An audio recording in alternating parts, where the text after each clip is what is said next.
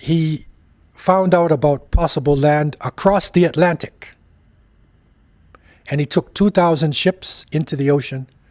He never returned. Europe, which was in its dark ages, and since the fall of the Roman Empire, we're living in a state of confusion.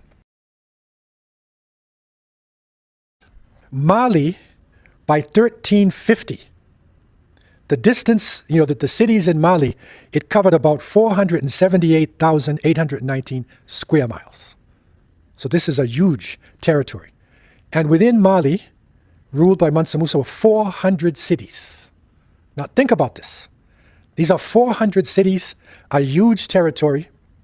The richest man who ever lived, Muslim. Okay, and most Muslims who come from the eastern side of Islam, they've never heard of this person before. You see how knowledge is blanked out of our minds, right? So that this is a big trick that's been played upon us in order to give us an inferiority complex. Okay, and to give a superiority complex to Europe, which was in its dark ages, and since the fall of the Roman Empire, we're living in a state of confusion.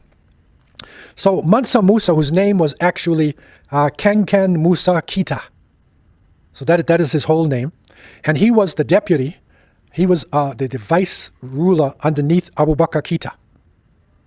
And Abu Bakr Kita was also very famous, Mansa Abu Bakr, as they use Mansa like emperor.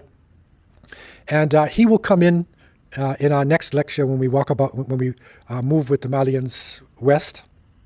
And he actually, according to our sources, he found out about possible land across the Atlantic.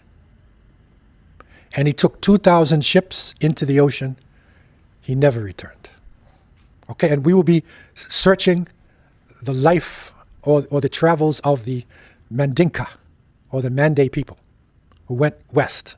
So we're going to take us down a little bit further west next week, inshallah. So Mansa Musa was a very pious person. He's described in our sources as being a very pious person. He could read and write Arabic, right? He could speak Arabic.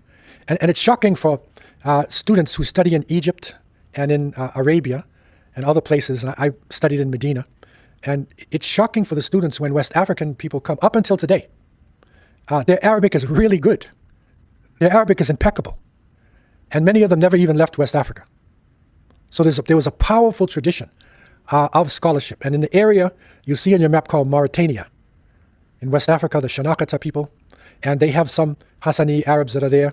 And they are considered to be some of the greatest scholars right now, up until now, in the whole of the Muslim world.